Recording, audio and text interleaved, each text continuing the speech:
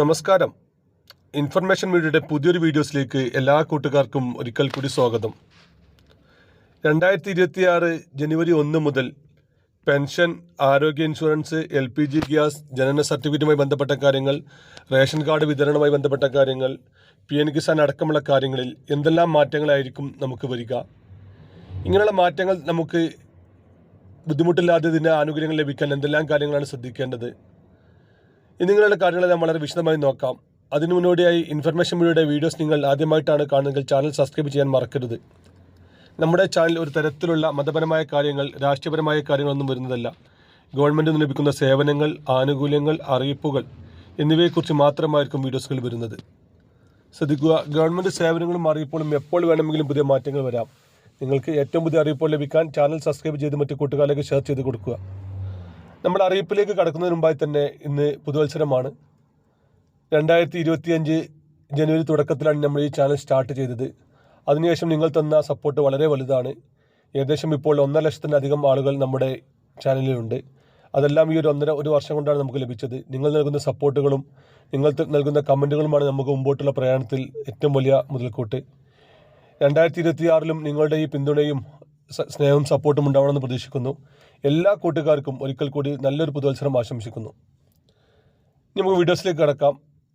നമ്മുടെ വീഡിയോ കാണുന്ന പല ആളുകൾക്കുമുള്ള സംശയമാണ് 2026 നമ്മുടെ പെൻഷൻ മുടങ്ങുമോ, അതുപോലെ തന്നെ നമ്മുടെ PM കിസാൻ അടക്കമുള്ള ആനുകൂല്യങ്ങൾ നമുക്ക് മുടങ്ങുമോ, അത് വീണ്ടും കറക്റ്റായി തന്നെ ലഭിക്കാൻ എന്തെല്ലാം കാര്യങ്ങൾ ശ്രദ്ധിക്കണം എന്നുള്ളത്. നമുക്കിതെല്ലാം അതൊന്ന് പൊതുവായിട്ട് നോക്കാം. നമുക്ക് ഗവൺമെൻറ് ലഭിക്കുന്ന ഏത് സേവനങ്ങൾക്കും നമ്മൾ അനർഹമായിട്ടാണ് കൈപ്പറ്റുന്നതെങ്കിൽ നമ്മൾ ആ പണം തിരിച്ചടക്കേണ്ടി വരുമെന്നാണ് നമ്മൾ ആദ്യം തന്നെ നമ്മൾ മനസ്സിലാക്കേണ്ടത്. അത് പെൻഷൻ ആയിക്കോട്ടെ, PM കിസാൻ ആയിക്കോട്ടെ, റേഷൻ കാർഡ് ആനുകൂല്യങ്ങളായിക്കോട്ടെ, എല്ലാ കാര്യങ്ങളും നമ്മൾ ഇക്കാര്യം പ്രത്യേകം ശ്രദ്ധിക്കുക. നമ്മുടെ ആധാർ അടക്കമുള്ള രേഖ എല്ലാ കാര്യങ്ങളുമായി നമ്മൾ ലിങ്ക് ചെയ്തത് കൊണ്ട് തന്നെ നമ്മുടെ എല്ലാ കാര്യങ്ങളും ഇപ്പോൾ സർക്കാരിന് അറിയാൻ സാധിക്കുന്നുണ്ട്, അല്ലെങ്കിൽ ആ സംവിധാനത്തിന് അറിയാൻ സാധിക്കുന്നുണ്ട്. അതുകൊണ്ട് തന്നെ ഇങ്ങനെയുള്ള കാര്യങ്ങൾ നമ്മൾ ആദ്യം തന്നെ പ്രത്യേകം ശ്രദ്ധിക്കുക. അതുപോലെ തന്നെ ശ്രദ്ധിക്കേണ്ട മറ്റൊരു വിഷയമാണ്, നമ്മൾ ഏതൊരു ആനുകൂല്യത്തിന് പോകുമ്പോഴും നമ്മൾ അക്ഷയ കേന്ദ്രങ്ങളിലായിക്കോട്ടെ, മറ്റ് പഞ്ചായത്തിലോ വില്ലേജിലോ ആയിക്കോട്ടെ, നമ്മൾ കൊടുക്കുന്ന രേഖകളെല്ലാം അവർ ടൈപ്പ് ചെയ്യുന്ന കാര്യങ്ങൾ കറക്റ്റാണെന്ന് ഉറപ്പുവരുത്തുക.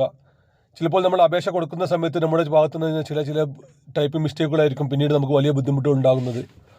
അതുപോലെ തന്നെ നമ്മുടെ പേര് ആധാർ കാർഡിലും നമ്മുടെ ബാങ്ക് പാസ്ബുക്കിലും നമ്മൾ കൊടുക്കുന്ന ആനുകൂല്യത്തിന് കൊടുക്കുന്ന രേഖകളിലെല്ലാം ഒന്നാണെന്ന് ഉറപ്പുവരുത്തുക. പല ആളുകൾക്കും പെൻഷൻ അടക്കമുള്ള ആനുകൂല്യം മുടങ്ങാൻ ഇത് കാരണമാകുന്നുണ്ട്. ആധാർ കാർഡിലെ ഒരു പേര്, അതിൽ ചിലപ്പോൾ സർനെയിം ഉണ്ടാകില്ല.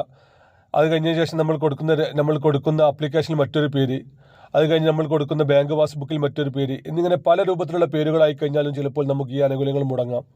അതുകൊണ്ട് തന്നെ നമ്മൾ ആനുകൂല്യങ്ങൾക്ക് അപേക്ഷ കൊടുക്കുന്ന സമയത്ത് തന്നെ നമ്മൾ കറക്റ്റായി തന്നെ ഇക്കാര്യങ്ങൾ പ്രത്യേകം ശ്രദ്ധിക്കുക. പെൻഷൻ നമ്മൾ അപേക്ഷ കൊടുക്കുന്ന സമയത്ത് നമ്മുടെ ആധാർ കാർഡിലെ പേര് കറക്റ്റായി തന്നെ കൊടുക്കാൻ ശ്രദ്ധിക്കുക. ആധാർ കാർഡിലെ പേരിന് ചെറിയ തെറ്റുകളുണ്ടെങ്കിൽ നമ്മുടെ സ്കൂൾ സർട്ടിഫിക്കറ്റിൽ എങ്ങനെയാണോ നമ്മുടെ പേരുള്ളത് അത് വെച്ച് കറക്റ്റായി തന്നെ കൊടുക്കുക.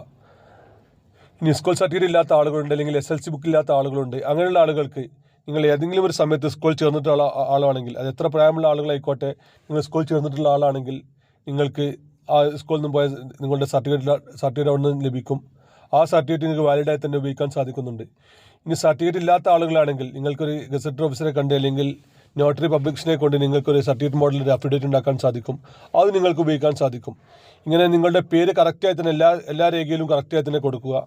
അതുപോലെ തന്നെ നിങ്ങളുടെ ഫോൺ നമ്പർ ലിങ്ക് ചെയ്യേണ്ട ഒരുപാട് അവസരങ്ങൾ ഉണ്ടാവാറുണ്ട്.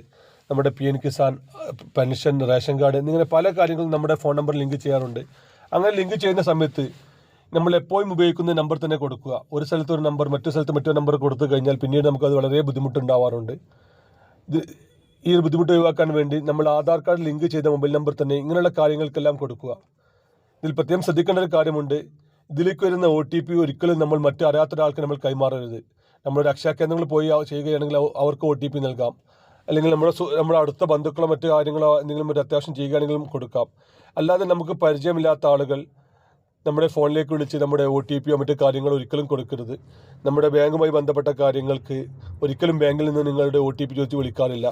അതുപോലെ തന്നെ നിങ്ങളുടെ ATM കാർഡ് അപ്ഡേറ്റ് ചെയ്യുക, അതല്ലെങ്കിൽ ബാങ്ക് അപ്ഡേറ്റ് ചെയ്യുക, KYC പൂർത്തിയാക്കുക, ഇങ്ങനെ പല കാര്യങ്ങൾക്കും ചിലപ്പോൾ പല ആളുകളും ഫോണിൽ OTP ചോദിക്കാറുണ്ട്.